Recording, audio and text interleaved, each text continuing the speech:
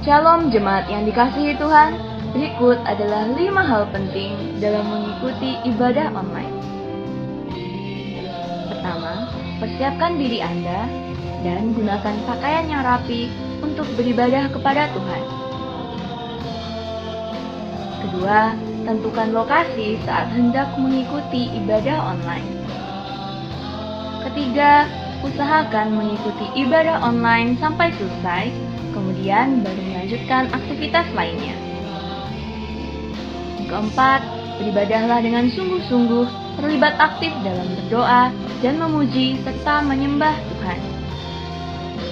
Dan yang terakhir, catatlah firman Tuhan yang disampaikan sehingga dapat dibaca kembali agar mudah diingat dan dipraktekkan dalam kehidupan sehari-hari. Mari kita persiapkan diri kita untuk masuk dalam hadirat Tuhan. Selamat beribadah, Tuhan Yesus Kristus memberkati. Puji nama Tuhan. Shalom jemaat yang dikasihi Tuhan. Shalom. Selamat berjumpa kembali dalam ibadah umum kita di pagi hari ini. Saya percaya semua kita diberkati Tuhan. Kalau kita masih boleh ada sampai saat ini, kita percaya itulah berkat Tuhan, itulah pemeliharaan Tuhan dalam setiap kehidupan kita. Untuk itu mari saat ini kita mau bersyukur kepada Tuhan untuk segala berkat Tuhan yang kita terima sampai saat ini. Mari kita tundukkan kepala kita, satukan hati kita berdoa. Terima kasih ya Tuhan, kami bersyukur untuk satu hari lagi yang Kau berikan kepada kami Tuhan. Kesempatan yang baik ini, biarlah kami boleh mempergunakan itu sebaik mungkin untuk kami boleh menyenangkan hati-Mu lewat pujian dan penyembahan kami Tuhan. Kami percaya Engkau yang bertahta, hadirat-Mu Tuhan ada di tengah-tengah kami di saat kami beribadah kepadamu, di saat kami sungguh-sungguh menaikkan pujian, menaikkan penyembahan kami Tuhan. Kami percaya mujizat-Mu terjadi Tuhan, urapan-Mu turun di tengah-tengah kami Tuhan, mengurapi setiap hati kami yang datang kepadamu dengan penuh ucapan syukur. Terima kasih Tuhan, terima kasih. Segala bentuk roh jahat yang ingin mencoba mengganggu ibadah ini kami mau ikat, kami patahkan, kami hancurkan di dalam nama Tuhan Yesus Kristus. Mari Engkau tutup bungus kami dengan kuasa darah-Mu Tuhan. Terima kasih Tuhan, inilah menjadi doa kami dalam nama Tuhan Yesus Kristus. Haleluya. Amin. Tak dapat kami melupakan segala kebaikan-Mu Tuhan dalam hidup kami. Mari sama-sama katakan. Tak dapat lupakan kebaikan yang ku terima, pengorbanan-Mu Tuhan, pengorbanan-Mu yang mulia, jadikan ku berharga. Kau tulus menerima Tuhan, Kau tulus menerima aku apa adanya. Kekuatan kasih-Mu nyata, kekuatan kasih-Mu nyata, memulihkan setiap hidup kami Tuhan, memulihkan hidupku. Kau bukan Tuhan yang melihat rupa, Kau bukan Tuhan yang memandang harta. Hati hamba yang selalu Kau cari, biar Kau temukan di dalamku. Selama ku hidup, ku mau menyembah-Mu, sebab Engkau sangat berarti bagiku. Yang terbaik yang ada padaku, ku persembahkan kepadamu, Yesusku. Mari sekali lagi katakan dari awal pujian ini, ku tak dapat lupakan kebaikan-Mu Tuhan. Ku tak dapat lupakan kebaikan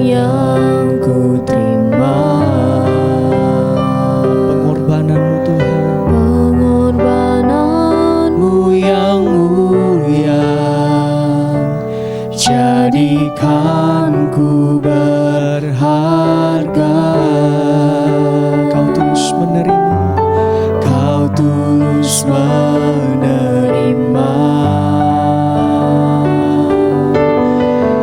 Aku apa adanya,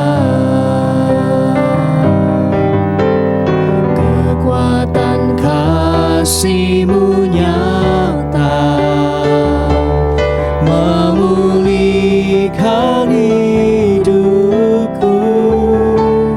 Kau bukan Tuhan yang melihat rupa, Kau bukan Tuhan yang memandang harta.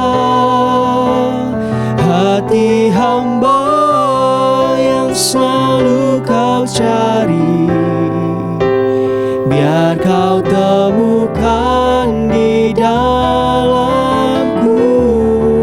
Selama ku hidup, ku mau menyembah-Mu, sebab Engkau sangat berarti bagiku.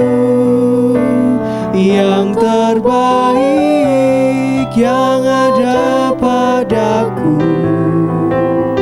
ku persembahkan kepadamu.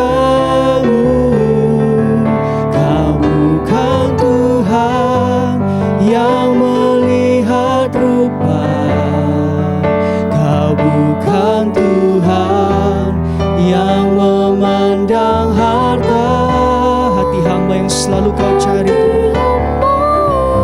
yang selalu Kau cari, biar Kau temukan di dalamku. Selama ku hidup, ku mau menyembah-Mu, sebab Engkau sangat berarti bagiku. Yang terbaik yang ada padaku, ku persembahkan kepadamu. Kau bukan Tuhan yang melihat rupa, Kau bukan Tuhan yang memandang harta. Hati hamba yang selalu Kau cari, biar Kau temukan di dalamku. Selama ku hidup, ku mau menyembah-Mu, sebab Engkau sangat berarti bagiku. Yang terbaik Tuhan, kami mau persembahkan kepadamu. Ku persembahkan kepadamu. Yang terbaik yang ada padaku, ku persembahkan kepadamu, Yesusku. Terima kasih Tuhan untuk segala kebaikan-Mu dalam hidup kami. Ini saat ini Tuhan, kami memberikan hidup kami yang terbaik bagi-Mu Tuhan, untuk memuji dan memuliakan Engkau. Mari sama-sama kita memuji Tuhan.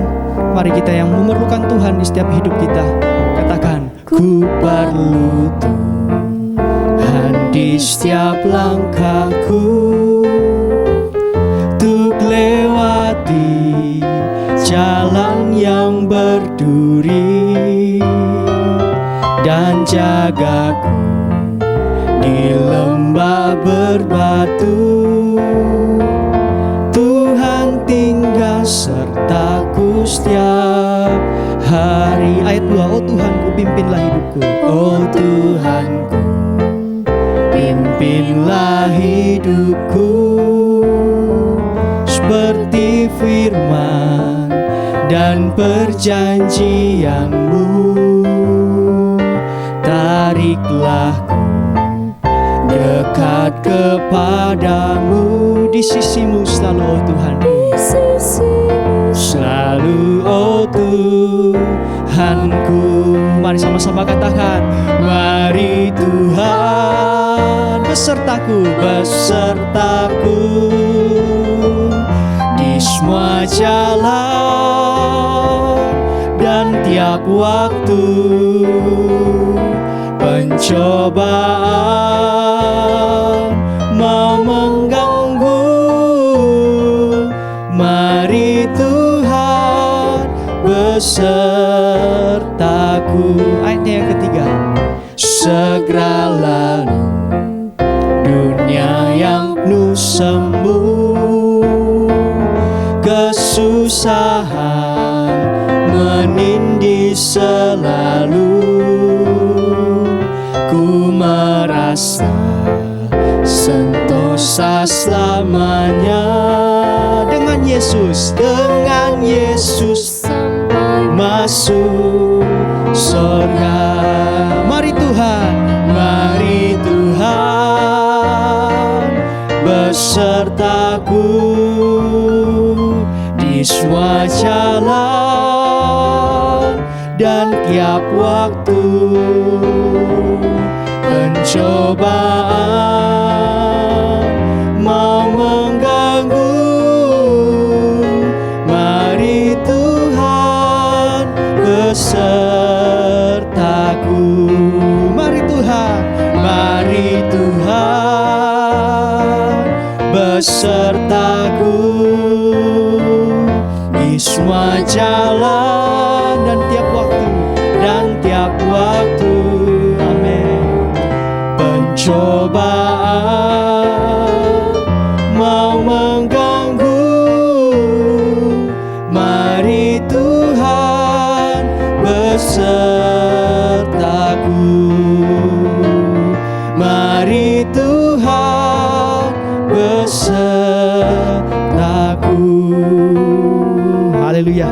Kita percaya bahwa Tuhan selalu beserta dengan kita dimanapun kita berada. Mari saat ini kita akan mempersiapkan hati kita untuk menerima firman Tuhan. Untuk itu mari saya ajak kita semua untuk menyembah Tuhan. Kita mau angkat satu nyanyian. Mari Tuhan ubahkan setiap hati kami Tuhan. Mari firman-Mu Tuhan jamah hati kami. Terima kasih Tuhan. Haleluya Yesus. Ku mencintai segala yang telah terjadi, tak pernah sendiri jalani hidup ini, selalu menyertai.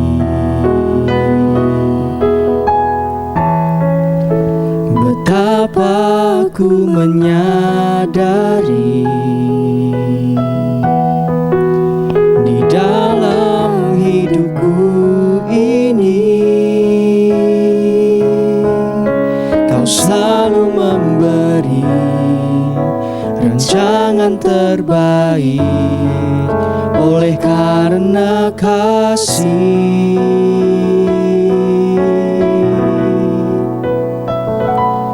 Bapa, sentuh hatiku, ubah hidupku menjadi yang baru, bagai emas yang murni. Kau membentuk bejana hatiku.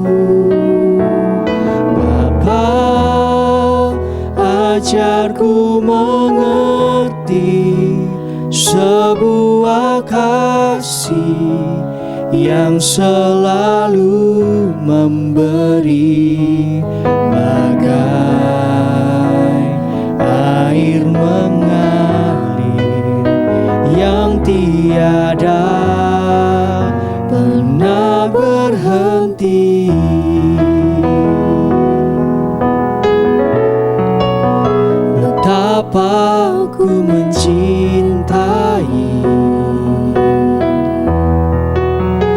segala yang telah terjadi. Tak pernah sendiri jalani hidup ini, selalu menyertai.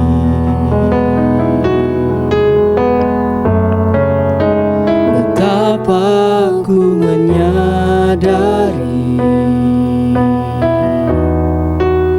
di dalam hidupku ini, Kau selalu memberi rancangan terbaik oleh karena kasih.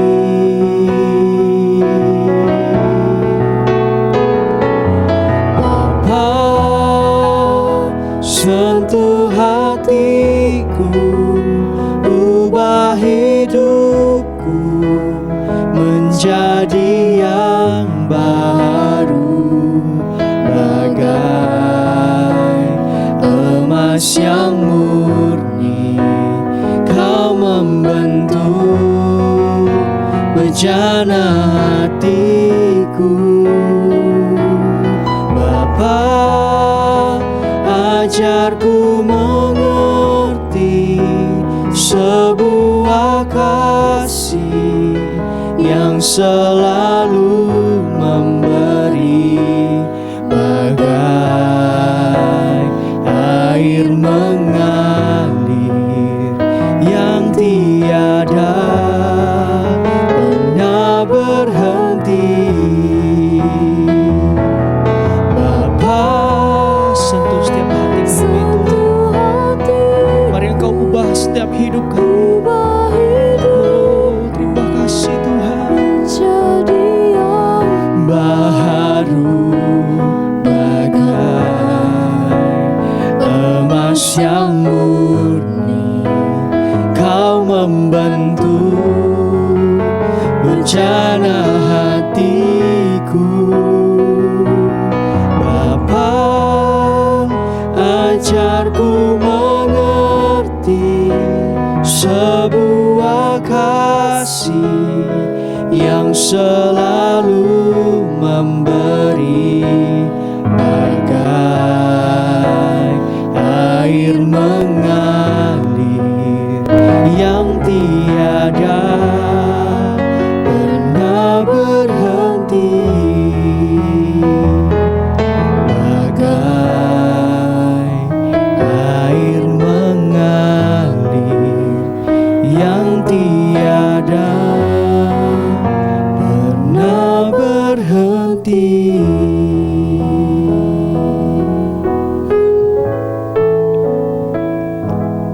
Terima kasih Tuhan buat anugerah-Mu.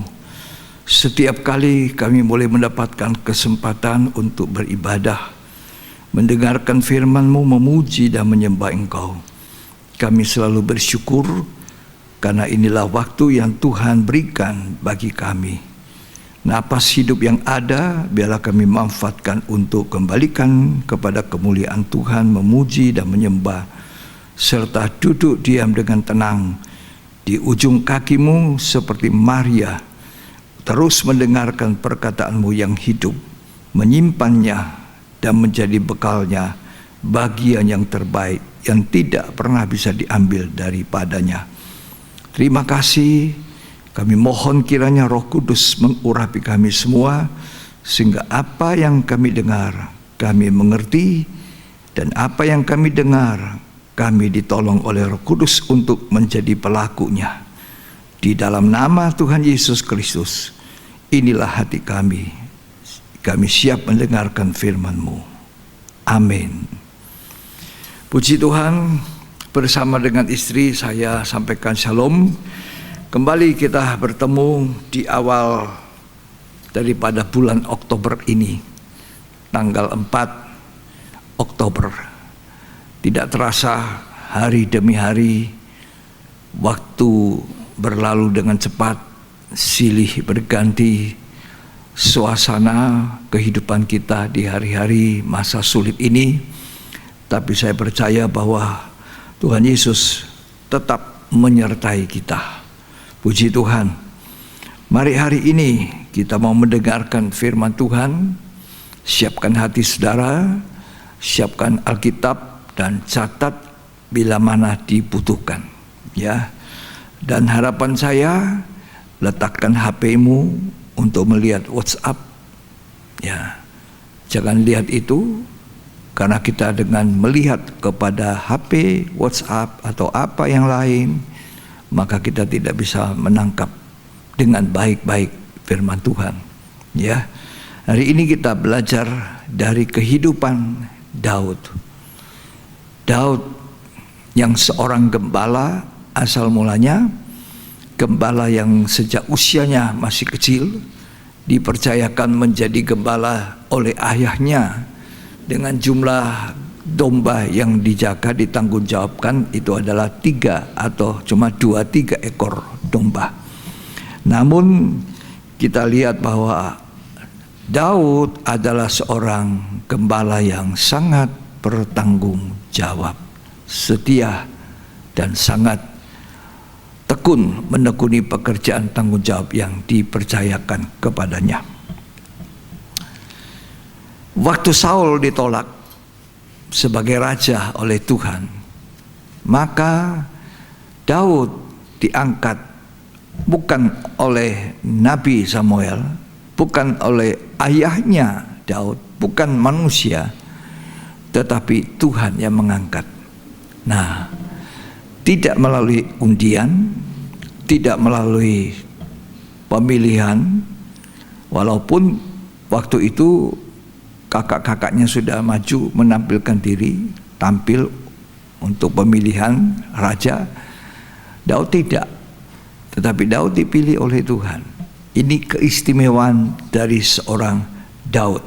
Kisah Rasul 13 ayat yang ke-22. Kisah Rasul 13 ayat 22. Setelah Saul disingkirkan, Allah mengangkat Daud menjadi raja mereka. Ya. Tentang Daud Allah telah menyatakan, Aku telah mendapat Daud bin Isai, Ya. seorang yang berkenan di hatiku dan yang melakukan segala kehendakku. Nah, ini Daud diangkat oleh Allah sendiri. Waktu Saul dijatuhkan, ditolak oleh Tuhan, maka Allah sendiri mengangkat Daud. Walaupun dia tidak dicalonkan oleh ayahnya sendiri, hanya 7 saudaranya yang dicalonkan. Tetapi Tuhan tidak memilih salah satu dari saudara-saudaranya, melainkan memilih Daud yang paling bungsu. Ya, sekalipun sempat Nabi Samuel terpaku dengan seorang kakak daripada Daud, tapi Tuhan bilang jangan pandang parasnya, aku telah menolak dia, bukan itu raja. Nah, akhirnya 7 keluar, sisa 1. Masih ada 1, masih ada yang lain? Ada, tapi masih muda. Ya, tidak masuk hitungan. Cuma menggembalakan di padang gurun. Ya. Tapi yang tidak dimasukkan hitungan manusia itu dihitung Tuhan. Ya. Tidak dihitung manusia, tapi Tuhan bilang aku menghitungnya. Aku mengangkatnya. Nah, panggil dia, diperintahkan Samuel, kalau dia belum datang kita tidak bisa melakukan acara ini. Akhirnya Daud ditampilkan datang, Tuhan bilang urapi dia, itulah raja. Ya, demikianlah Daud dipilih karena itu Daud merupakan orang yang berkenan di hati Tuhan. Berkenan, dikatakan berkenan. Daud digambarkan sebagai gambaran daripada Tuhan Yesus sendiri. Seperti Tuhan Yesus waktu dia sebagai manusia 100%, setelah dibaptis oleh Yohanes Pembaptis keluar dari air, maka langit terbuka, ada burung merpati turun di atas kepala Tuhan, dan ada suara berkata, inilah anak yang kukasih. Waktu itulah Yesus sebagai manusia 100%, walaupun dia Allah 100%, dilantik sebagai raja, sebagai anak Allah, sebagai orang yang berkenan di hadapan Bapa. Matius 3 ayat 17.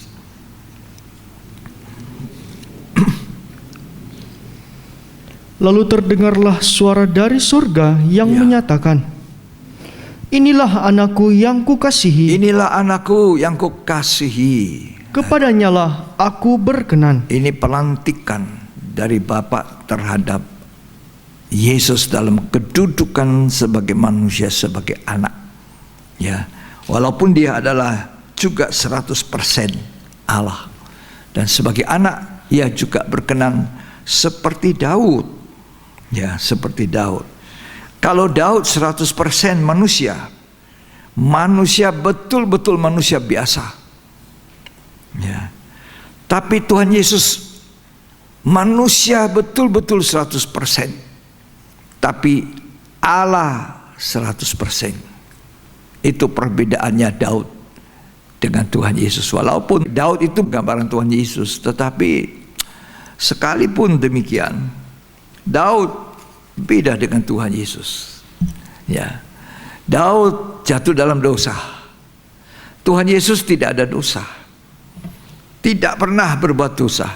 Sekecil apapun, Yesus tidak pernah berbuat dosa.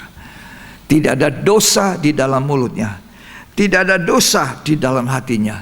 Ia tidak pernah berbuat dosa. Itu perbedaan Daud dengan Yesus. Kuburnya Daud masih ada isinya, tulang belulang, onggokan tanah dari tubuhnya itu. Tetapi kuburnya Yesus kosong, tidak ada isinya. Ya, mari kita baca dulu itu 1 Petrus 2 ayat 21 sampai ayat 23. Sebab untuk itulah kamu dipanggil, Ya, karena Kristus pun telah menderita untuk kamu, ya, dan telah meninggalkan teladan bagimu, supaya kamu mengikuti jejaknya. ya. Ia tidak berbuat dosa, Nah, Yesus tidak berbuat dosa. Dan Daud tipu. berbuat dosa. Ya, terus dan tipu tidak ada dalam mulutnya. ya,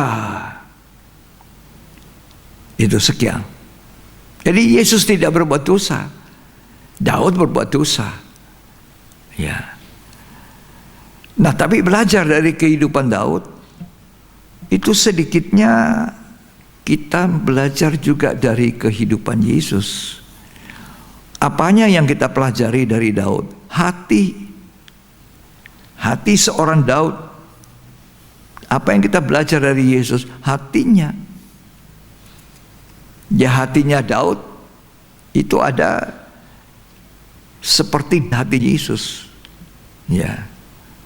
Kehidupan Daud, karakternya Daud. Dia seorang yang tulus, rendah hati. Ya, lemah lembut. Ya. Coba Matius 11 ayat 29.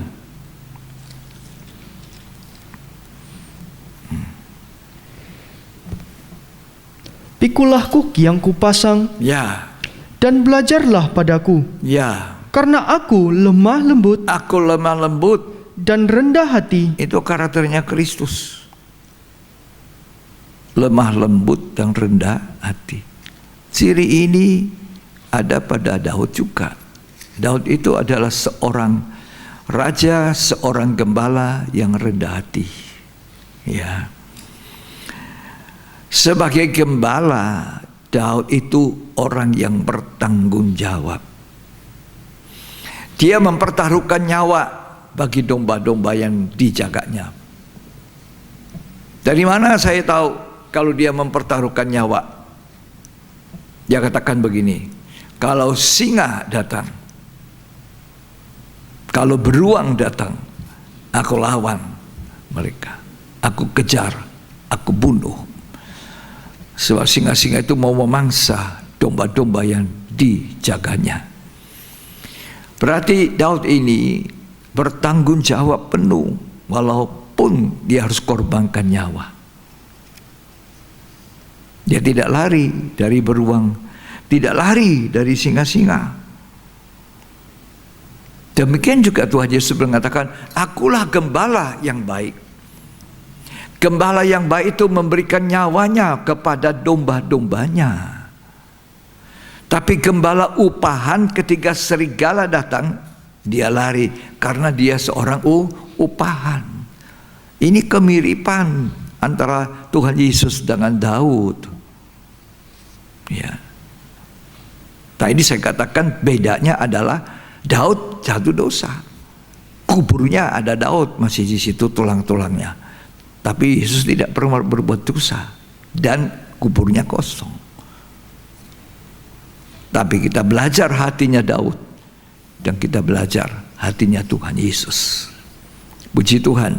1 Samuel 17 ayat 34. 1 Samuel pasal 17 ayat 34. Tetapi Daud berkata kepada Saul, Ya, "Hambamu ini biasa menggembalakan kambing domba ayahnya. biasa menggembalakan kambing domba ayahnya itu. Terus, Apabila datang singa atau beruang ya, yang menerkam seekor domba dari kawanannya, maka aku mengejarnya, nah ini mempertaruhkan nyawa bagi domba. Terus, menghajarnya, dan melepaskan domba itu dari mulutnya. iya, karena dia bukan gembala upahan, dia tidak lari. Dia gembala yang setia. Terus, Kemudian apabila ia berdiri menyerang aku, maka aku menangkap janggutnya, lalu menghajarnya dan membunuhnya." ya, Yohanes 10 ayat 11 sampai 13.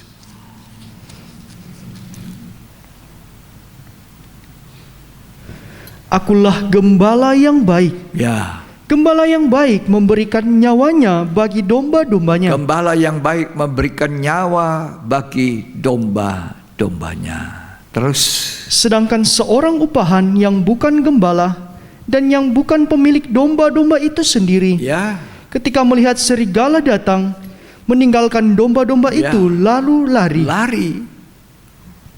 Tapi Daud tidak lari. Karena miliknya sendiri, milik ayahnya itu domba-domba. Demikian Tuhan Yesus. Sekian. Hidup seorang gembala tidaklah mudah. Pekerjaan seorang gembala tidak mudah. Seringkali harus dihabiskan di alam bebas. Ya.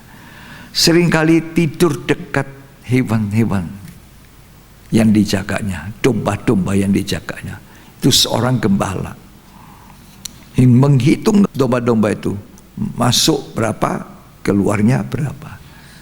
Kurang satu, dia tinggalkan 99. Kalau punya 100 domba, dia cari yang satu. Dia menghitung domba. Sementara itu kena panas, kena terik. Bersama dengan domba-domba itu kena panas, kena terik matahari.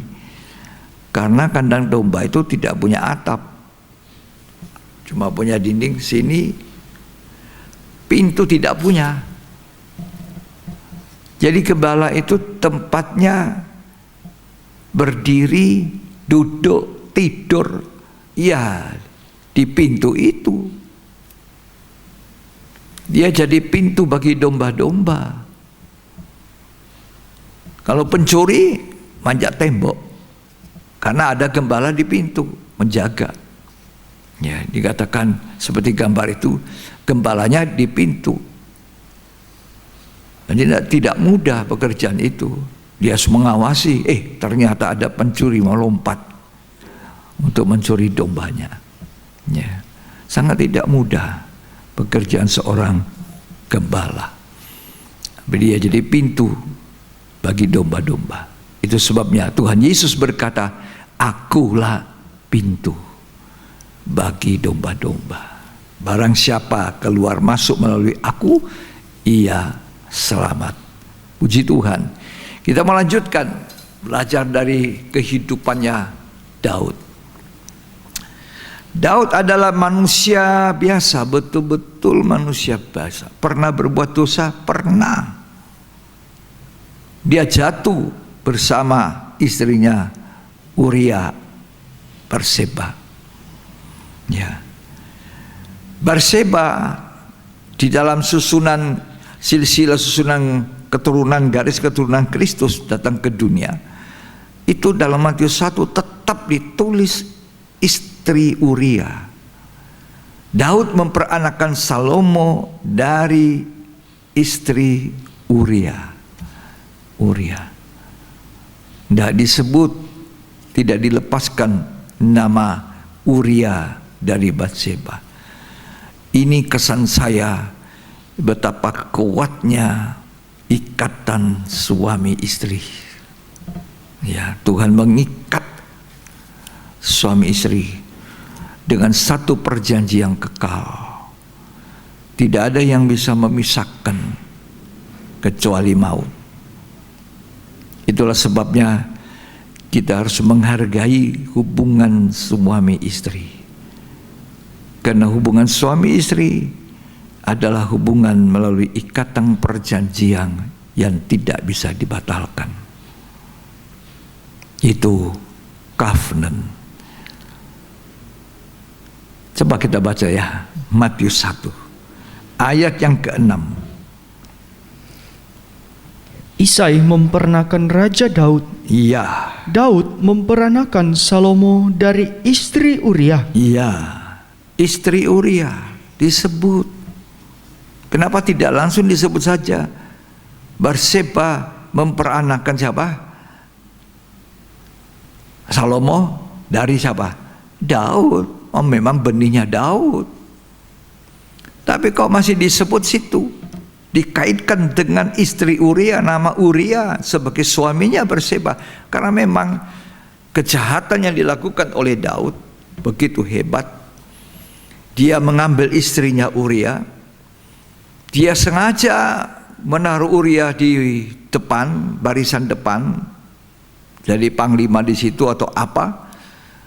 Dengan sengaja, setahu seorang panglimanya yang bernama Yoab, jenderalnya daripada Daud. Cuma Yoab yang tahu siasat daripada Daud untuk membunuh suaminya Batseba, yaitu Uria. Ya. Dan Tuhan tahu. Daud pikir Tuhan tidak tahu. Tahu. Rencana jahatnya itu yang disampaikan sama Yoab. Dengan sengaja supaya Uria mati di medan peperangan. Lalu istrinya diambil menjadi gundiknya Daud. Apakah Tuhan tidak tahu? Tahu. Daud berpikir mungkin Tuhan tidak tahu. Cuma kita dua ya dengan Yoab. Tahu. Ya. Ini dosanya Daud. Tuhan Yesus pernah berbuat dosa? Tidak. Ini dosanya Daud. Selain dia jatuh berzina, maka dia juga membunuh sekaligus suaminya daripada Batseba, Uria. Kejahatannya itu sangat tidak disukai oleh Tuhan. Dan diizinkan seorang nabi yang juga tidak pandang bulu. Nabi ini namanya Nathan. Dia datang bercerita, datang berkhotbah, menyampaikan firman Tuhan dalam bentuk satu gambaran ilustrasi. Dia seorang kaya yang mau bikin pesta. Dia punya banyak kambing domba. Ya. Tapi waktu dia mau bikin pesta, dia sayang dombanya sendiri. Dia ambil dari satu orang miskin yang hanya punya seekor. Itu yang diambil disembelih. Itu cerita Nathan, kira-kira seperti itu ya. Kemudian Daud bilang apa? Orang itu, orang kaya itu harus mati.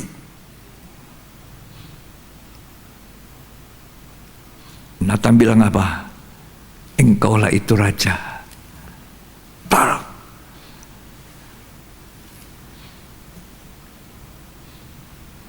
Saat itu dia sadar. Tadinya dia tidak sadar. Dia sudah melakukan kejahatan begitu besar. Dia masih merasa tidak ada salah.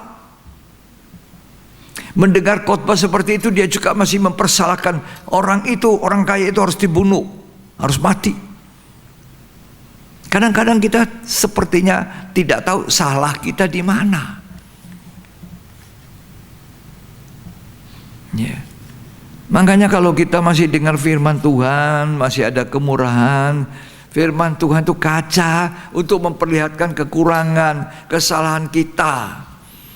Kadang-kadang juga seorang nabi, seorang hamba Tuhan sungkan, segan untuk berbicara seperti apa adanya yang diperintahkan Tuhan. Dia sungkan manusia, segan manusia, nanti takut manusia tidak mau dengar khotbahnya karena keras. Tetapi Nabi Nathan bukan tipe nabi yang seperti itu. Nabi Nathan tegur keras ketika mungkin bagi Daud tidak jelas perumpamaan yang dia ceritakan, tapi kemudian dia tunjuk, kamu inilah raja. Apa reaksinya Daud?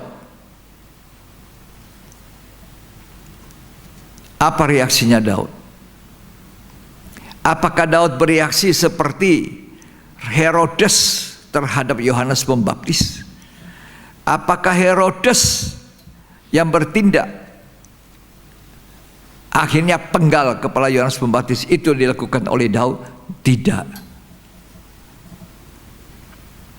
Ini yang perlu kita belajar dari Daud. Hari ini kita belajar dari hati seorang raja yang memang manusia, sungguh-sungguh manusia, 100% manusia, bukan manusia yang kebal dengan dosa, tapi mempunyai kelebihan. Apa itu kelebihannya? Ketika ditegur oleh Nathan, dia langsung tidak berdalih-dalih, puter-puter. Dia langsung mengakui, saya salah, saya berdosa. Ia langsung mengakui kesalahannya, turun dari tahtanya, berpuasa, duduk di atas tebu. Inilah hati yang jujur yang kita perlu belajar dari seorang Daud. Hatinya jujur. Ketika ditegur dia tidak muter. Saul itu muter-muter, mau dihormati, mau dihargai. Tunjukkan lu hargamu, harga diriku seorang raja di depan rakyatku ini, kata dia kepada Samuel. Ini Saul, memang aku sudah berdosa, memang begini, banyak dalina, putar-putar dia. Beda dengan Daud. Daud ketika ditegur oleh Nathan, dia mengatakan, saya salah. Terbuka matanya bahwa dia ternyata berbuat dosa. Ini yang kita perlu belajar. Ini yang pertama daripada Daud. Dia mengakui dengan jujur, dengan rendah hati. Dia tidak penggal kepalanya Nabi Nathan. Ya, Tuhan mengampuni dia. Tapi ada hukuman berjalan. Kalau kita baca di dalam 2 Samuel itu ceritanya, tetap ada hukuman berjalan pada Daud. Ada konsekuensi daripada dosa.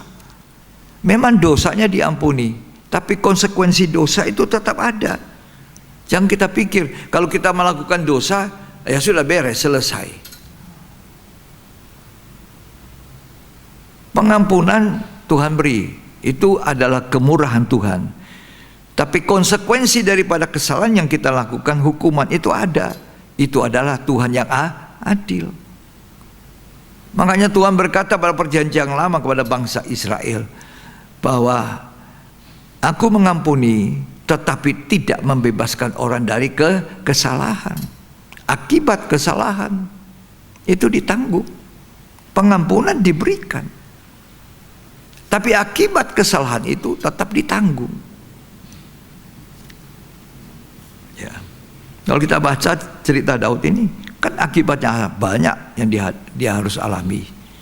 Akibat dosa, akibat kesalahan. Akibat dia menghitung dengan bangga tentaranya, rakyatnya, bangsanya itu dengan bangga. Ada akibatnya, hukuman. Berapa ribuan orang mati daripada rakyatnya. Setiap dosa yang kita lakukan, setiap kesalahan yang kita lakukan, itu ada akibat. Walaupun pengampunan sudah tidak ada, orang itu sesudah mengakui dosa dengan baik, dia bisa masuk surga kalau dia mati, kalau dia meninggal.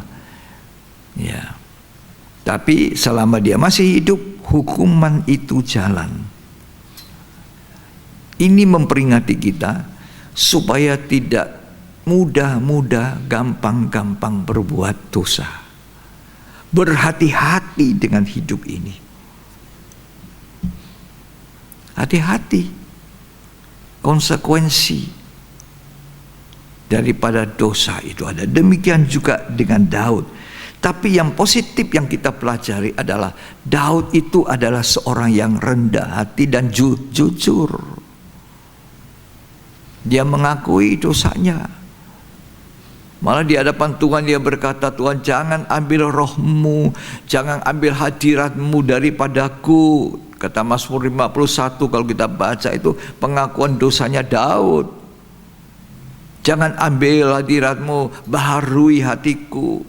Jangan ingat kesalahanku. Beri aku kesempatan untuk mengajarkan jalan-jalan yang benar. Dari pengalaman hidupnya Daud itu.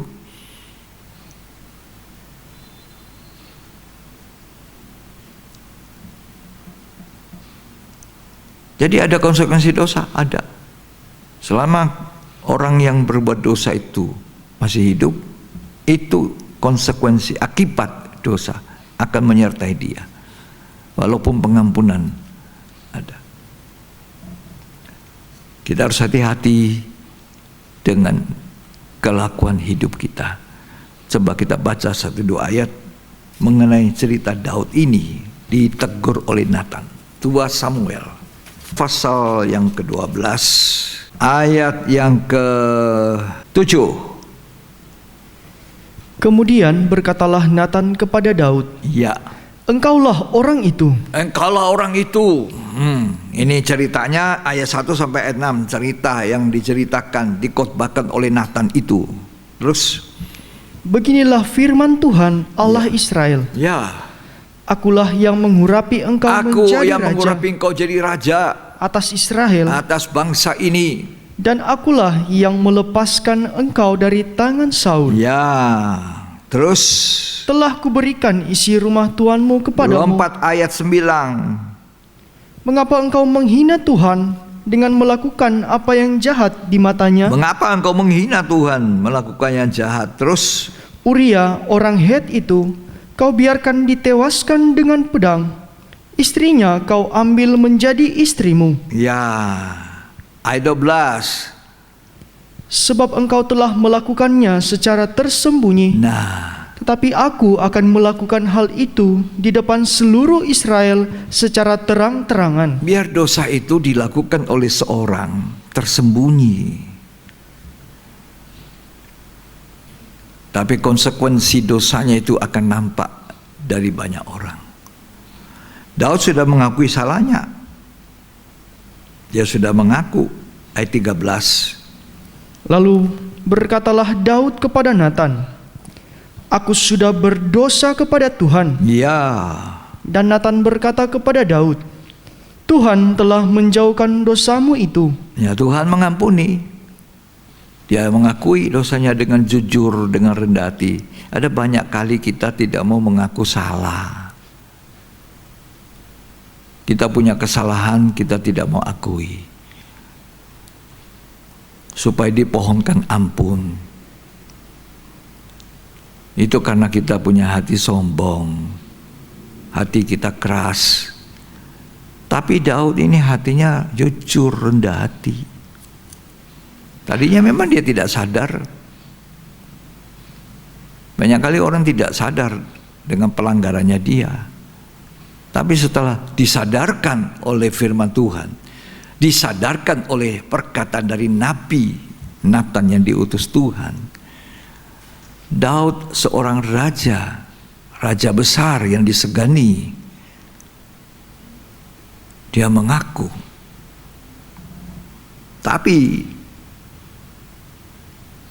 ayat 13-14 tolong dibaca. Ayat 13. Ya. Lalu berkatalah Daud kepada Nathan, "Aku sudah berdosa kepada Tuhan." Ya. Dan Nathan berkata kepada Daud, Ya. "Tuhan telah menjauhkan dosamu itu. Ya. Engkau tidak akan mati. Engkau tidak mati." Terus, Walaupun demikian, karena engkau dengan perbuatan ini telah sangat menista Tuhan, ya, pastilah anak yang lahir bagimu itu akan mati." itu akibat dosa. Konsekuensi. Jadi hati-hati dengan hidup ini. Saya mau berhati-hati dengan hidup ini. Ya, akibat dosa.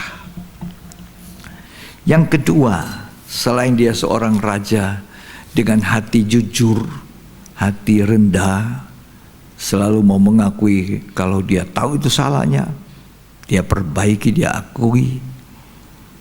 Nah, yang kedua, Daud ini tidak membalas kejahatan dengan kejahatan. Itu hatinya Daud yang perlu kita belajar dari hidup Daud. Dia tidak membalas caci maki dengan caci maki. Dia tidak pernah balas sumpah serapa kutuk yang dituduhkan, dikatakan kepadanya. Tapi dia diam dan berlaku bijaksana. Ya. Jadi contoh yang kedua yang perlu kita belajar dari Daud, tidak membalas kejahatan dengan kejahatan. Ini yang dimiliki oleh Kristus juga. Tidak ada dosa pada Tuhan, tidak membalas kejahatan dengan kejahatan. Ya, karena tadi saya katakan di awal bahwa Daud digambarkan sebagai gambaran Tuhan Yesus nanti. Itu artinya. Nah, Tuhan Yesus tidak membalas, kata surat Petrus, caci maki dengan caci maki, kejahatan dengan kejahatan. Sama. Daud juga seperti itu. Dia tidak membalas kejahatan dengan kejahatan, caci maki dengan caci maki. Coba kita baca 1 Petrus 2 ayat 23. Saya senang ketika kita menguraikan firman Tuhan, saudara baca supaya saudara sendiri tahu memang betul ini, memang Alkitab yang mengatakan, ya. Ketika ia dicaci maki, ia tidak membalas dengan mencaci maki. Petrus mengatakan Tuhan Yesus itu ketika dicaci maki dia tidak balas dengan caci maki. Terus, ketika ia menderita, ia tidak mengancam. ya, tidak mengancam. Terus, Tetapi ia menyerahkannya kepada Dia yang menghakimi dengan adil. itu ceritanya sama Daud. Sekian. Daud tidak membalas kejahatan dengan kejahatan yang pertama, yaitu kepada atasan. Siapa atasannya yang di atasnya Daud waktu itu? Tentu Raja Saul. Walaupun Roh Kudus sudah diambil urapan pada Saul, itu sudah pindah kepada Daud, tapi Saul masih duduk di singgasana secara formal, duduk resmi. Orang anggap dia seorang raja, tapi raja yang sudah tidak ada urapan raja. Sebetulnya Daud itulah raja yang sudah diurapi sebagai seorang raja. Jadi atasan, tuannya, pemimpinnya. Satu waktu rakyat itu begitu senang dengan Daud, sehingga rakyat itu berkata dalam syair atau dalam mengatakan, kalau Raja Saul membunuh 1000 orang, maka Daud itu lebih banyak. Ya, coba ceritanya itu bisa kita baca. Coba kita mau periksa di 1 Samuel pasal 18. Akhirnya Daud itu dibenci oleh Saul. Nah, dari cerita Alkitab ini, kalau kita baca, kita akan belajar, kita akan lebih tahu dan lebih berhati-hati dengan hidup ini, supaya kita tidak mengalami hal-hal yang tidak baik dan tidak enak. 1 Samuel pasal 18. Kita baca dulu di ayat yang ke-7. Dan perempuan yang menari-nari itu menyanyi berbalas-balasan, katanya, Iya. Saul mengalahkan beribu-ribu musuh. Nah, beribu-ribu saja musuh, tapi apa? Tetapi Daud berlaksa-laksa. Berlaksa-laksa. Banyak kan? Kalau ini cuma beribu-ribu, Daud itu berlaksa-laksa. Terus?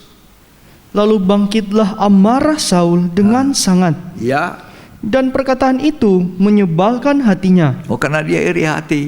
Jadi hati-hati dengan dosa iri hati. Cemburu. Terus? Sebab pikirnya, kepada Daud diperhitungkan mereka berlaksa-laksa, tetapi kepadaku diperhitungkannya beribu-ribu. Iri hati, sombong, tidak mau kalah. Terus? Akhir-akhirnya jabatan raja itu pun jatuh kepadanya. Nah, itu macam-macam yang bisa timbul. Terus? Sejak hari itu, maka Saul selalu mendengki Daud. Dengki, iri hati, dengki. Itu bersaudara semua. Sejak itulah Raja Saul dengki kepada Raja Daud. Sama-sama raja. Tapi raja yang satu tidak ada urapan, yang satu masih ada urapan. Sekian. Akibat iri hati dengki, dia mau membunuh. Siapa yang mau dibunuh? Orang yang menghibur dia ini, main kecapi ketika dia diizinkan Allah untuk dihinggapi roh jahat, dia kerasukan seperti itu. Daud harus main kecapi. Sementara Daud main kecapi, dia mau membunuh kepada Daud. Coba betapa jahatnya akibat iri hati, dengki itu. Cemburu, tersinggung. Masa rakyat ini aku cuma dihitung beribu-ribu. Tersinggung dia. Ini dosa tersinggung, ini bahaya. Sedangkan itu anak muda, masa dihitung berlaksa-laksa. Siapa aku ini? Tersinggung. Coba kita baca ya. Ayat 10. Keesokan harinya, roh jahat yang berasal daripada Allah itu berkuasa atas Saul. Ya. Sehingga ia kerasukan di tengah-tengah rumah. Ya. Sedang Daud main kecapi seperti sehari-hari. Ya. Adapun Saul ada tombak di tangannya. Ya. Saul melemparkan tombak itu karena pikirnya, baiklah aku menancapkan Daud ke dinding. Ya. Tetapi Daud mengelakkannya sampai 2 kali. Nah, sampai mau dibunuh. Ini kejahatan ini yang dilakukan oleh Saul. Tapi apakah kalau kita lanjutkan baca Alkitab, apakah Daud ada kesempatan balas untuk bunuh kepada Saul? Tidak. Dia tidak membalas kejahatan dengan kejahatan. Ini hati Daud. Kita perlu belajar dari kehidupan Daud, dari hatinya Daud. Ya. Dia tidak balas. Ada kesempatan? Ada. Banyak orang tidak berbuat jahat karena tidak punya kesempatan. Begitu ada kesempatan dia berbuat jahat.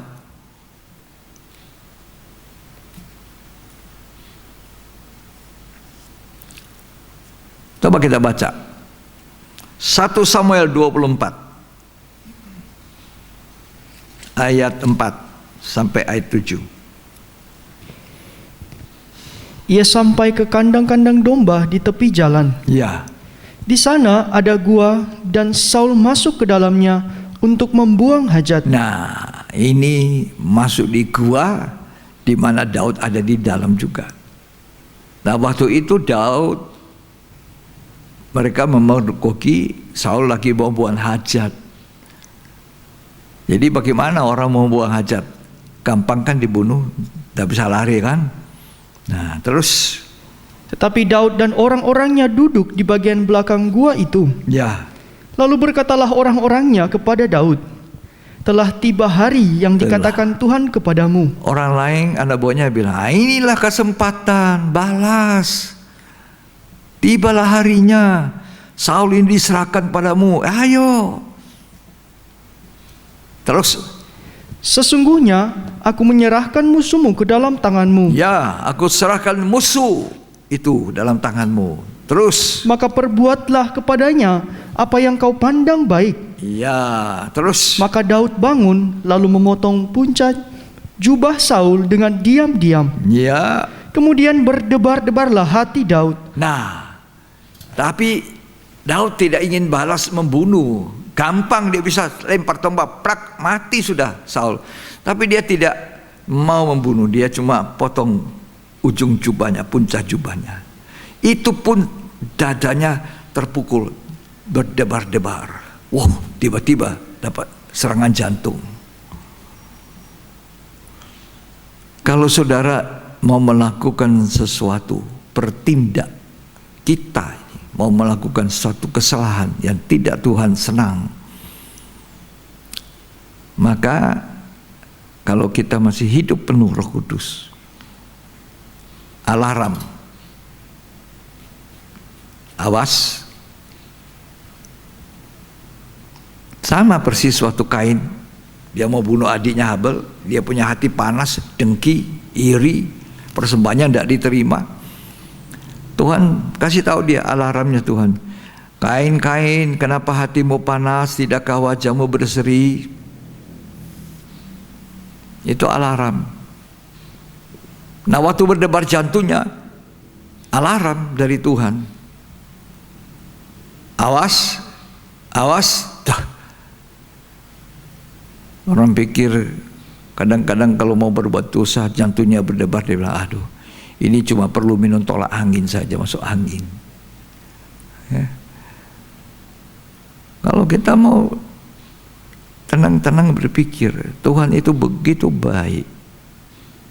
Sebelum kita melangkah untuk berbuat salah, jatuh dalam dosa, baik itu perkataan, pikiran, tindakan, pasti ada alarm. Itu Tuhan punya baik. Segala puji bagi Tuhan.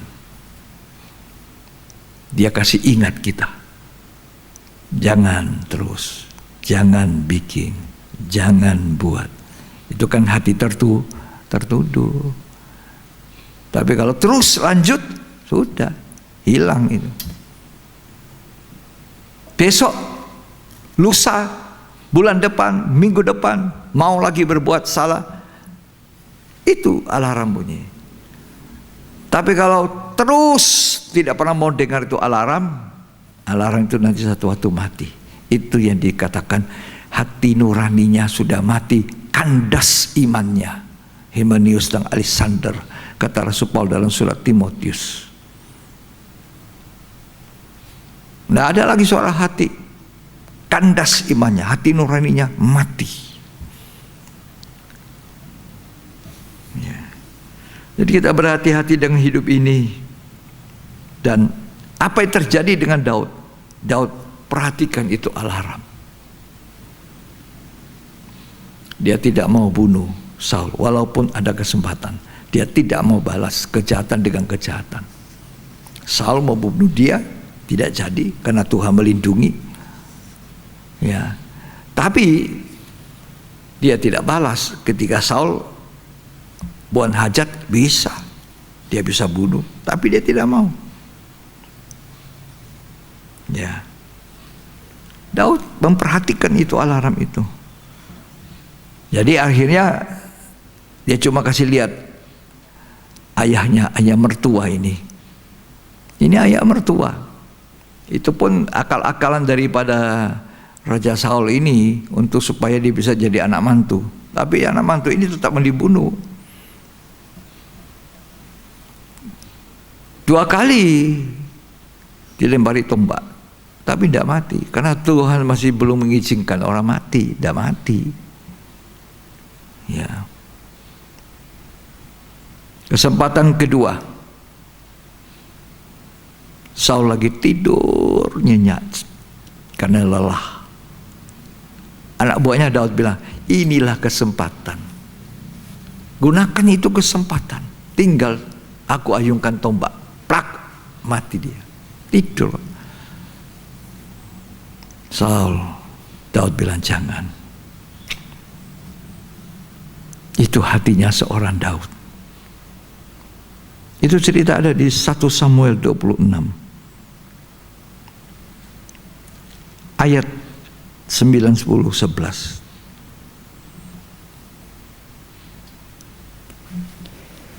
Tetapi kata Daud kepada Abisai, Ya, jangan musnahkan dia, ya. sebab siapakah yang dapat menjamah orang yang diurapi Tuhan Loh ya, tidak mau dia. Terus, dan bebas dari hukuman? ya. Lagi kata Daud, demi Tuhan yang hidup, niscaya Tuhan akan membunuh dia, entah karena sampai ajalnya dan ia mati, entah karena ia pergi berperang dan hilang lenyap di sana. Daud bilang apa? Saya tidak mau yang membunuh dia. Tangan saya tidak mau. Saya tidak mau balas kejahatan. Biarlah Tuhan sendiri. Kalau sampai ajalnya dia, entahkah dia pergi perang, entahkah dia apa, dia mati sendiri. Jadi bukan tangan saya, kata Daud. Tidak membalas kejahatan dengan kejahatan, tapi menyerahkannya kepada Tuhan. Ya, itu hati seorang Daud. Ini terhadap atasan, terhadap seorang pemimpin, terhadap seorang raja, terhadap ayah mertua. Dia tidak mau melakukan apa yang seperti mertuanya atau rajanya mau melakukan dalam hidupnya. Dia tidak mau. Saya tidak mau. Itu hati daripada Daud. Kita perlu belajar. Kita lebih cenderung balas kejahatan dengan kejahatan. Kita cenderung membalas orang dengan caci maki dan caci maki. Tapi hari ini kita belajar dari kehidupan Daud. Kita belajar dari hatinya Daud. Hati yang jujur, hati yang rendah, hati yang mau mengakui kesalahannya ketika ditegur. Hatinya yang tidak suka balas kejahatan dengan kejahatan. 2 kali terang-terangan dilempari tombak, mau dibunuh. Dia tidak mau balas ketika dia punya kesempatan untuk membunuh. Tidak balas membalas. Itu atasan. Sekarang bagaimana sikap dengan bawahan? Kalau atasan, ayah mertua, raja, mungkin sajalah Daud itu jangan balas. Tapi kalau sama bawahan, apa perlu dibalas kejahatan dengan kejahatan? Ternyata Daud juga tidak melakukan itu sama bawahan.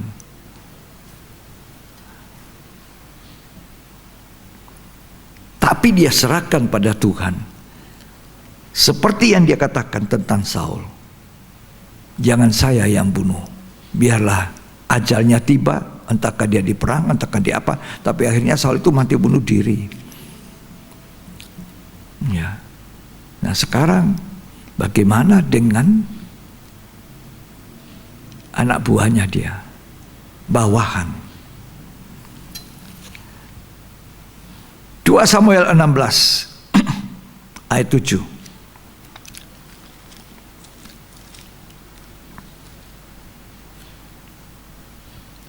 Beginilah perkataan Simei pada waktu ia mengutuk. Enyahlah, enyahlah, engkau penumpah darah orang dursila. Ya. Tuhan telah membalas kepadamu segala darah keluarga Saul yang engkau gantikan menjadi raja. Ya. Tuhan telah menyerahkan kedudukan raja kepada anakmu Absalom. Ya. Sesungguhnya engkau sekarang dirundung malang karena engkau seorang penumpah darah. Ya. Lalu berkatalah Abisai, anak Seruya, kepada raja, mengapa anjing mati ini mengutuki tuanku raja? Ini pegawainya Daud bilang, waduh raja, ini anjing mati ini, Simei ini. Orang-orangnya Saul yang kemudian diberi murah hati oleh Daud, dijadikan orang pelayangnya, pembantunya semua dipelihara. Ya, keluarganya dari Saul, termasuk cucunya Saul itu satu, Mephiboset, yang cacat kakinya 2, tidak bisa jalan. Terus, izinkanlah aku menyeberang dan memenggal kepalanya. ya, Tetapi kata raja, apakah urusanku dengan kamu, Ya. hai anak-anak Seruya? yo, Biarlah terus, ia mengutuk. ya, Sebab apabila Tuhan berfirman kepadanya, kutukilah Daud, siapakah yang akan bertanya, mengapa engkau berbuat demikian? iya. Terus, Pula kata Daud kepada Abisai dan kepada semua pegawainya, sedangkan anak kandungku ingin mencabut nyawaku, anak kandungku sendiri ingin mencabut nyawaku. terlebih lagi sekarang orang Benyamin ini. Iya, Biarkanlah dia dan biarkanlah ia mengutuk, Ya. sebab Tuhan yang telah berfirman kepadanya demikian. ayat 12. Mungkin Tuhan akan memperhatikan kesengsaraanku ini, dan Tuhan membalas yang baik kepadaku Ya. sebagai ganti kutuk orang itu pada hari ini. Iya, terus. Demikianlah Daud melanjutkan perjalanannya dengan orang-orangnya. Ayat 13 tadi, lanjut baca. Demikianlah Daud melanjutkan perjalanannya dengan orang-orangnya. Iya, Sedang Simei berjalan terus di lereng gunung, bertentangan dengan dia, dan sambil berjalan ia mengutuk. ini Simei ini tidak tahu dirinya, tidak ditumpas. Ini keturunan keluarga Saul yang diterima oleh Daud, termasuk mendapatkan keistimewaan, termasuk dengan cucunya Saul, anak dari Yonatan, Mephiboset, yang cacat itu. Ya, dikutukinya Daud, rajanya itu, terus Melemparinya dengan batu ya, dan menimbulkan debu. ya, bayangkan, apakah dia balas? Apa dikatakan? Jangan. Iya tahu, betul dah. Ini bawahan. Apa susahnya raja bilang, sekarang penggal kepalanya? Tidak ada susah. Tapi itu tidak dilakukan oleh Daud terhadap Simei yang mengutuk. Biarlah itu Tuhan yang mengatur semuanya. Ya. Coba kita lihat hatinya Daud. Ya. 2 Samuel pasal 19 ayat 21. Ini terhadap bawahan Simei. Lalu berbicaralah Abisai anak Seruya, katanya, Ya. bukankah Simei patut dihukum mati? Oh, ini orang betul-betul harus dihukum. Ya, terus. Karena ia telah mengutuki orang yang diurapi Tuhan. Ya. Tetapi Daud berkata, apakah urusanku dengan kamu, Ya. hai anak-anak Seruya, Ya. sehingga kamu pada hari ini menjadi lawanku? Ya. Masakan pada hari ini seorang dihukum mati di Israel? Ya. Sebab bukankah aku tahu bahwa aku pada hari ini adalah raja atas Israel? Ayat 23. Kemudian berkatalah raja kepada Simei, Ya. engkau tidak akan Kau mati. tidak mati. Tidak Lalu- balas toh, tidak balas dia. Dikutuki dia tidak balas.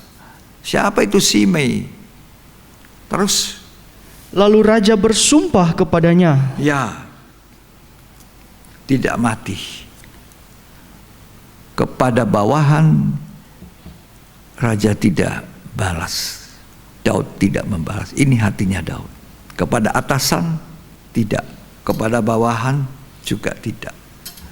Tapi dia serahkan kepada Tuhan. Semua urusan saya Tuhan yang menyelesaikan. Artinya kalau Simei berbuat salah, Simei mempertanggungjawabkan pada Tuhan apa yang dia buat. Hukumannya itu datang dari Tuhan, bukan saya yang menghukum pada waktunya. Dan memang betul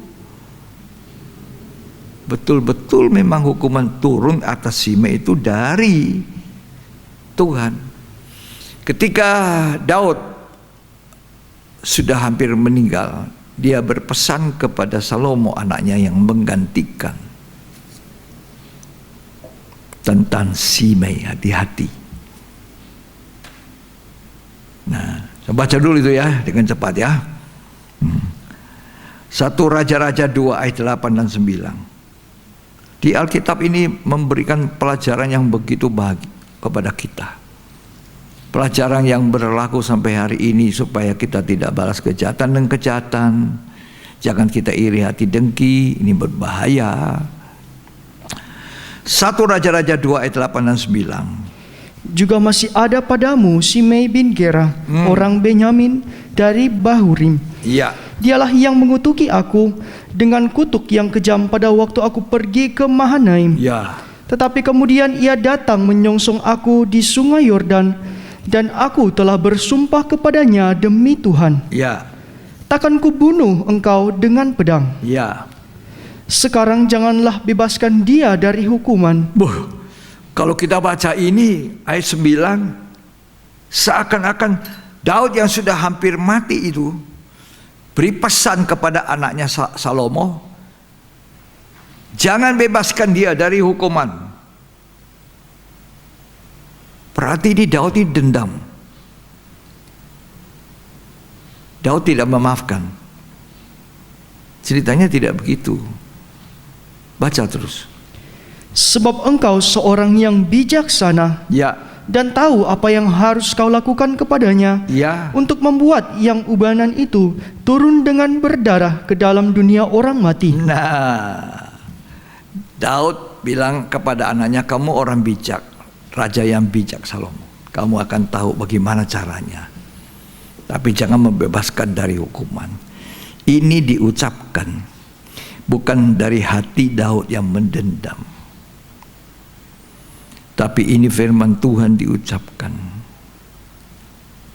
untuk memberi pelajaran kepada kita bahwa setiap tindakan kita,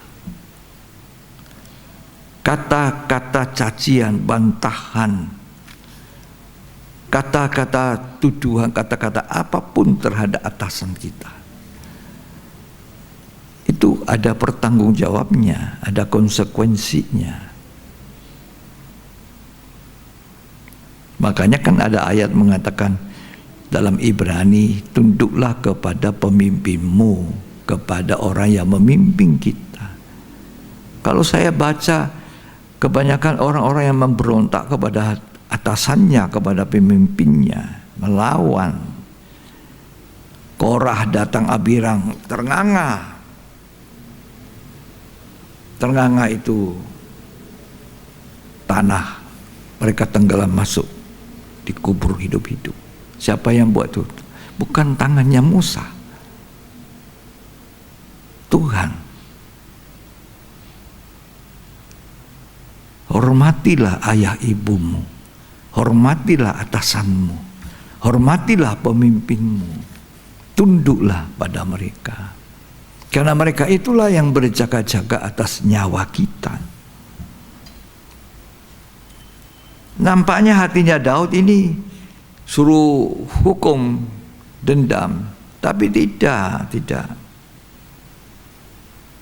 Coba kita baca 1 Raja-Raja 2 ayat 44.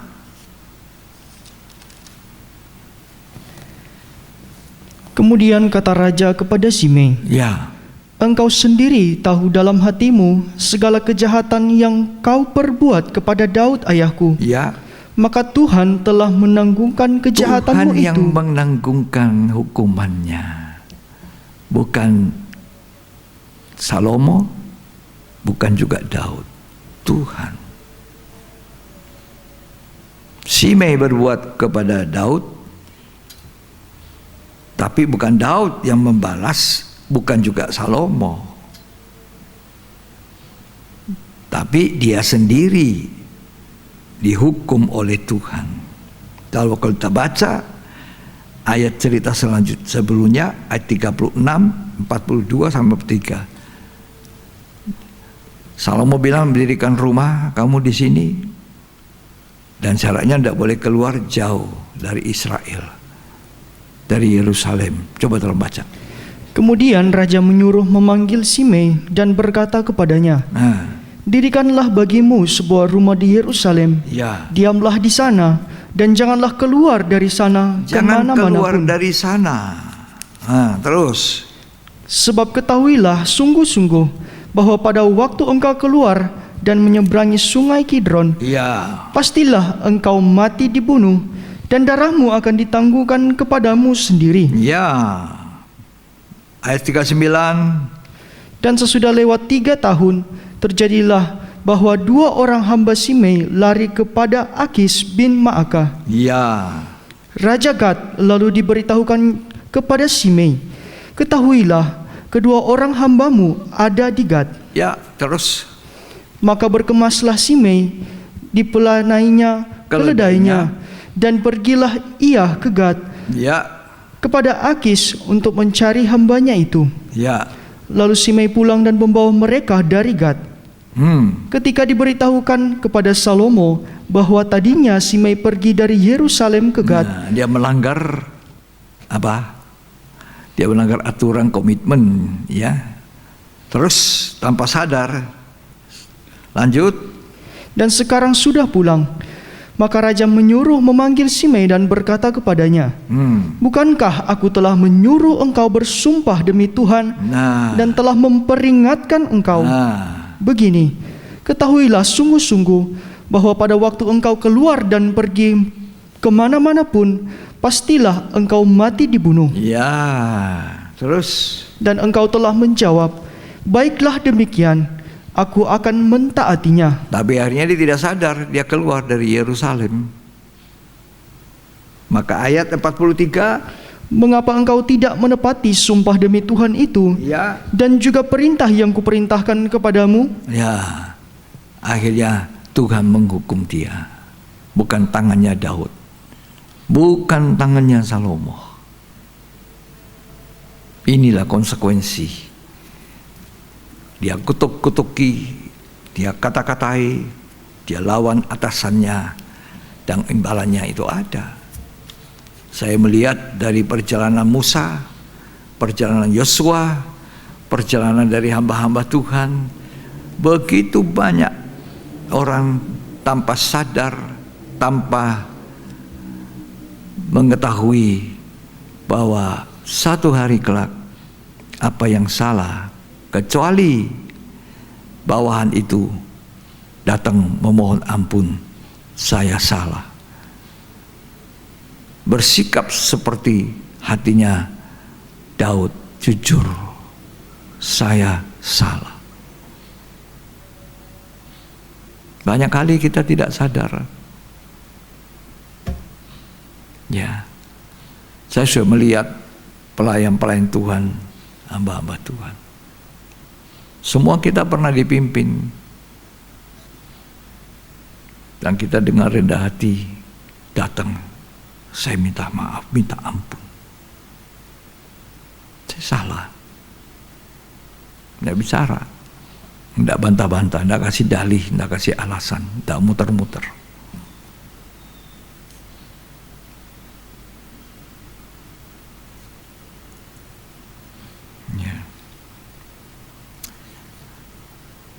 Raja Daud ini luar biasa, hatinya luar biasa. Masih ada lagi satu Ya, tapi saya tidak bisa bacakan ayatnya. Saudara bisa catat, itu di 2 Samuel 9 ayat 1 sampai 13. Ya. Ada keturunan dari Saul, yaitu cucunya Saul dari Yonatan, namanya Mephiboset. Atau baca satu ayat saja, ayat 1. 2 Samuel 9. Berkatalah Daud, masih adakah orang yang tinggal dari keluarga Saul? Iya. Maka aku akan menunjukkan kasihku kepadanya Ya. oleh karena Yonatan. Ya. Terus Adapun keluarga Saul, oleh karena Yonatan. Yonatan ini adalah papanya dari Mephiboset, orang tuanya. Walaupun ayahnya Yonatan mau membunuh Daud, tapi Yonatan sendiri baik, senang sama Daud. Jadi waktu papanya mau bunuh Daud, dia kasih tahu Daud, lari, papa saya mau bunuh, dia berbuat baik. Sehingga satu hari kelak Daud dengan Yonatan mengikat satu perjanjian. Mereka seperti saudara. Ya. Nah, waktu Daud sudah jadi raja, Salomo sudah tidak ada, Yonatan juga sudah tidak ada. Daud tanya, adakah keturunannya Saul? Sampai sudah mati mereka itu, Daud tidak lupa untuk berbuat baik, tidak membalas kejahatan dengan kejahatan, malah mau berbuat baik. Kalau masih ada keturunan, ada namanya Mephiboset, tapi cacat. Kalau saudara baca itu cacat, kakinya 2 timpang, tidak bisa jalan. Jadi Daud berbuat baik kepada Mephiboset karena ayahnya, karena orang tuanya, bukan karena Mephibosetnya ini. Mephiboset itu nggak dikenal. Tapi karena orang tuanya yang baik itu, maka anaknya ini yang cacat dipelihara dengan baik, dikasih hidup dengan baik oleh Raja Daud. Tapi apa balasannya Mephiboset? Coba kalau kita baca, ini orang tidak tahu betul-betul berterima kasih, tidak tahu bersyukur. Ini yang terakhir saja dibaca, 2 Samuel 16 ayat 3 dan ayat 4. kemudian bertanyalah raja, Ya, di manakah anak tuanmu? di mana anak tuanmu itu? Jawab Siba kepada raja, ia ada di Yerusalem. Sebab katanya, pada hari ini Hari ini kaum Israel kaum Israel, akan mengembalikan kepadaku kerajaan ayahku. nah, dia mau jadi raja. Dia mau jadi raja. Padahal dia tuh udah bisa jalan, cacat. Dia mau jadi raja. Bagaimana Daud berbuat baik hati atas keturunan Saul. Tapi Mephiboset ini mau jadi raja. Hari ini katanya Tuhan mengembalikan tahta kepada keturunan Saul. Marilah kita belajar dari apa kata Alkitab itu tentang Daud, tentang hatinya Daud, tentang apa yang dilakukan Daud, apa yang dilakukan Kristus Tuhan kita. Dan jangan tiru Simei, jangan tiru Mephiboset, jangan tiru orang-orang yang seperti Saul. Belajarlah dari hidupnya Daud. Itu sebabnya Daud berkenan di hati Tuhan. Amin.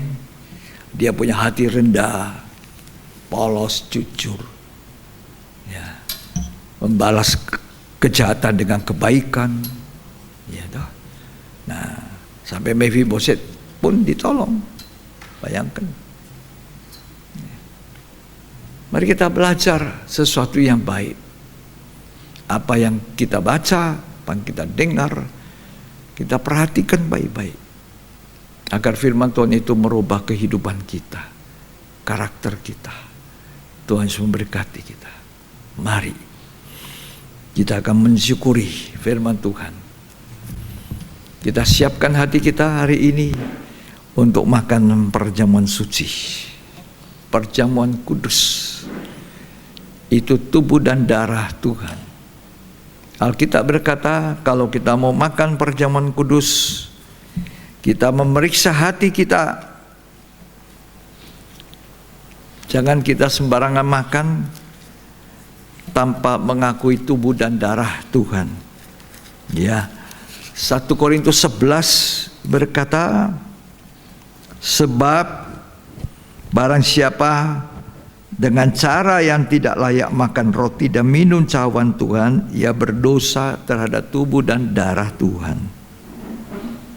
Karena itu hendaklah tiap-tiap orang menguji dirinya sendiri, dan baru sesudah itu makan roti dan minum dari cawan ini. Sebab barang siapa makan dan minum tanpa mengakui tubuh Tuhan, ia mendatangkan hukuman atas dirinya. Sebab itu banyak di antara kamu yang lemah dan sakit, dan tidak sedikit yang meninggal. Tapi kalau kita menguji diri, hukuman tidak menimpa kita. Kalau toh kena hukuman, kita dididik oleh Tuhan. Apakah kita seperti Simei, seperti Mephiboset?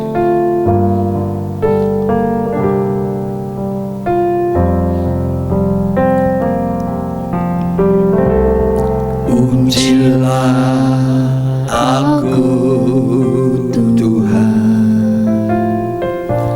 cobalah aku Tuhan, selidiki batinku dan hatiku,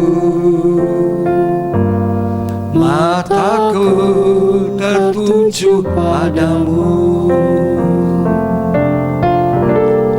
Aku cinta padamu Tuhan,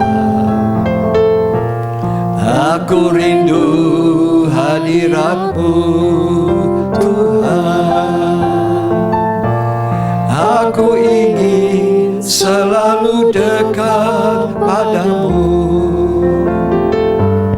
menikmati kehadiran-Mu.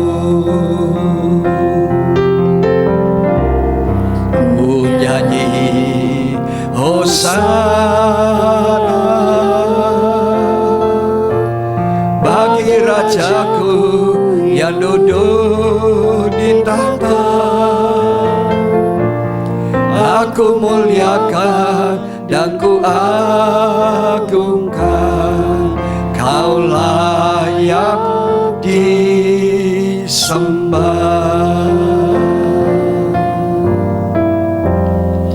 Ujilah aku Tuhan, cobalah aku Tuhan, selidiki batinku dan hatiku,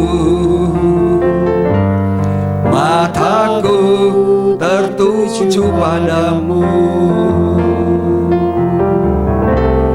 Aku cinta padamu Tuhan, aku rindu hadirat-Mu Tuhan, aku ingin selalu dekat padamu, menikmati kehadiran-Mu. Nyanyi Hosana bagi Rajaku yang duduk di tahta. Aku muliakan dan ku agungkan, Kau layak disembah. Yang dilakukan Yesus ketika Dia diadili, ketika Dia dicemeti, ketika Dia ditampar, Dia tidak membalas. dia serahkan kepada Bapa di sorga. Ketika di atas kayu salib akan menyerahkan nyawanya untuk menebus dosa kita, dia berdoa, Bapa, ampuni mereka yang menyalibkan aku. Daud mempunyai hati yang sama.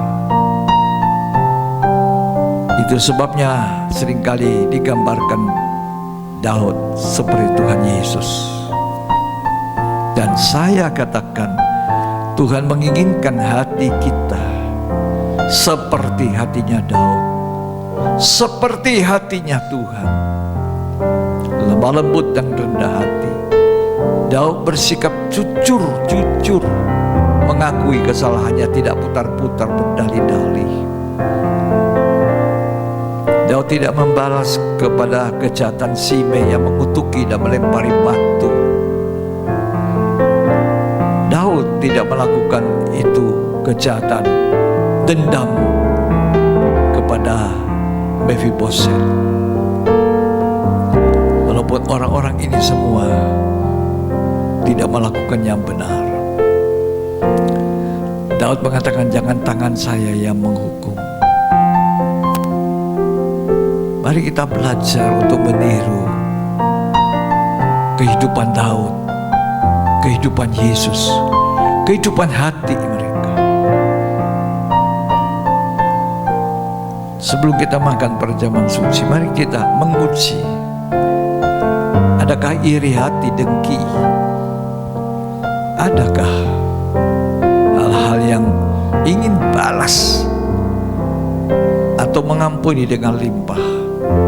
Mendoakan orang yang menganiaya, mendoakan orang yang mencaci maki, mendoakan orang yang melawan. Tuhan Yesus, tolong kami semua. Terima kasih. Kita menguji diri kita sebelum makan, supaya ketika kita makan perjamuan kudus ini menjadi berkat. Terima kasih Tuhan, kami siapkan hati kami, ampuni kami, sucikan dalam nama Yesus Kristus. Amin.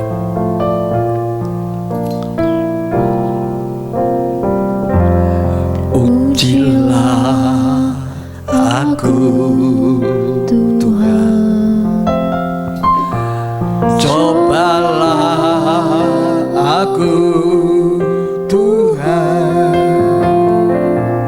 selidiki batinku dan hatiku, mataku tertuju padamu. Aku cinta padamu Tuhan, aku rindu hadirat-Mu Tuhan, aku ingin selalu dekat padamu, menikmati kehadiran-Mu. Nyanyi Hosana bagi Rajaku yang duduk di tahta. Aku muliakan dan ku agungkan, Kau layak disembah.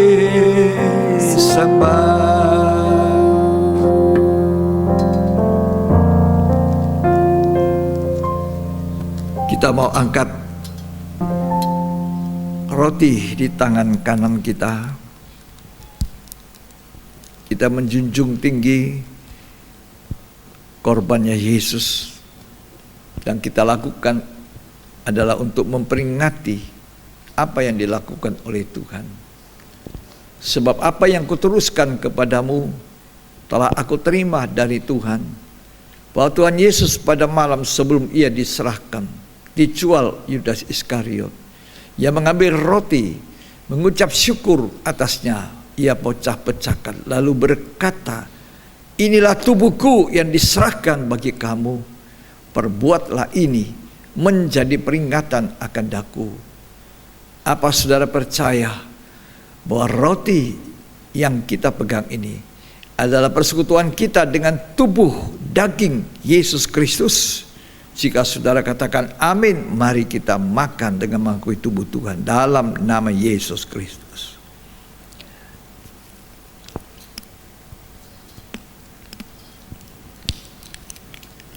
Terima kasih Tuhan. Mari angkat itu cawan dengan tangan kanan kita. Demikian juga sesudah makan diambil cawan, lalu berkata, cawan ini adalah perjanjian baru yang dimeteraikan oleh darahku. Perbuatlah ini seberapa banyak kali kamu meminumnya menjadi peringatan akan daku. Sebab sebanyak-banyak kali kamu makan dan minum dari perjamuan ini, kamu memberitakan kematianku, kata Tuhan, sampai aku datang. Apa saudara percaya cawan yang atasnya kita ucapkan syukur ini adalah persekutuan dengan darah Yesus Kristus? Mari kita minum dengan percaya dalam nama Tuhan Yesus.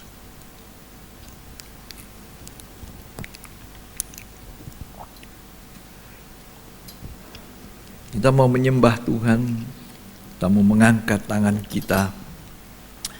Haleluya, haleluya. Kita mau menyanyikan lagu ini tadi. Ku nyanyi Hosana. Haleluya. Ku nyanyi Hosana bagi Rajaku yang duduk di tahta. Aku muliakan dan ku agungkan, kau layak disembah.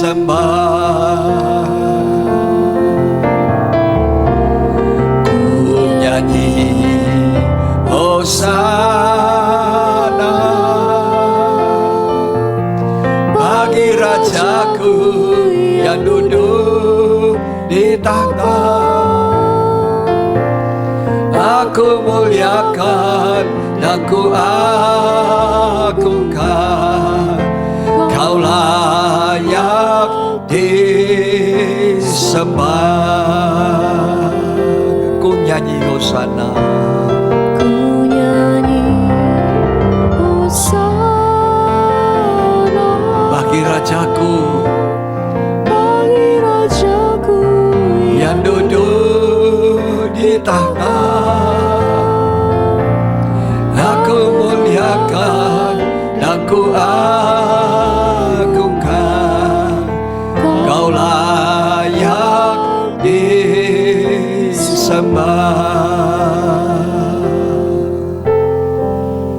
Waktu Saul melemparkan tombak kepada Daud, Daud tidak membalas kata-kata yang mencaci. Dia cuma mengelak. Dia tidak ada hati ingin membalas. Hati inilah yang kami mau belajar Tuhan. Teristimewa hatinya Yesus, lemah lembut dan rendah hati. Tolong kami Tuhan. Kami percaya Tuhan menolong kami, memberikan kekuatan, memberikan kami kemampuan untuk bisa belajar seperti Daud, belajar seperti Tuhan sendiri, agar kehidupan kami jadi kehidupan yang diberkati Tuhan. Sekalipun kami seperti Daud tidak lepas dari kesalahan, tidak lepas dari cacat celah, namun kami percaya ketika kami belajar pada Tuhan Yesus, kami akan diubahkan dari hari ke hari.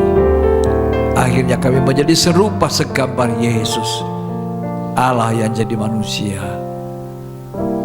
Pada waktunya kami akan jadi mempelai wanita yang sebanding. Terima kasih Tuhan. Di dalam nama Yesus Kristus kami mengucap syukur buat firman Tuhan, buat Roh Kudus, buat perjamuan suci. Amin. Ya, puji Tuhan. Puji Tuhan, Tuhan memberkati kita. Hari ini firman Tuhan pasti menjadi berkat, dan kiranya itu menolong kita dalam hari-hari kita menyongsong datang Tuhan yang kedua kali. Kita akan mengakhiri ibadah ini dengan bangkit berdiri. Saya ajak saudara di rumah-rumah, kita bangkit berdiri, kita mengakhiri ibadah ini. Mari kita menyanyikan Kami Memuji Kebesaran-Mu Tuhan.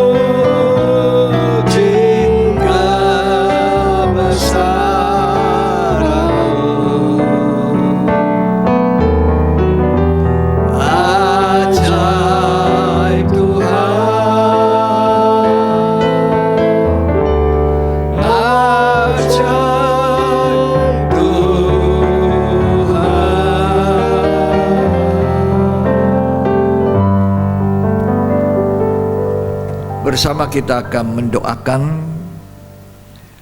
Ken yang berulang tahun pada tanggal 29 hari Selasa yang lalu, juga Deki Balango yang berulang tahun pada tanggal 30 September, dan juga Erwan Kristanto. Hari ini tanggal 4 Oktober Adeline Harlim, ya, 1, 2, 3, 4. Mari kita sama-sama jemaat mendoakan mereka. Tuhan Yesus, terima kasih. Kami percaya hidup ini anugerah-Mu. Mereka yang berulang tahun yang tadi kami sebutkan, kiranya memanfaatkan hidup ini untuk belajar kehidupan yang berkenan seperti Daud, seperti Tuhan, agar mereka pun mengalami berkat yang sama.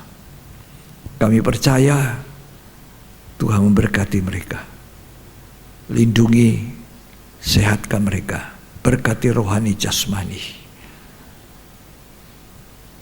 hari ini sampai selamanya. Berkati keluarga mereka masing-masing di dalam nama Yesus Kristus. Mari kita angkat tangan, kita akhiri ibadah dengan doa berkat. Terimalah berkat, kasih karunia dan anugerah, cinta kasih persekutuan Bapa, Putra dan Roh Kudus. Tuhan Yesus Kristus memberkati kita berlimpah-limpah hari ini sampai selamanya, sampai Ia datang kembali. Dan jadilah berkat dengan berkat dari Tuhan. Di dalam nama Yesus Kristus yang terima berkat, sama-sama katakan amin. Puji Tuhan. Sampai jumpa di ibadah yang berikut. Tuhan Yesus memberkati kita.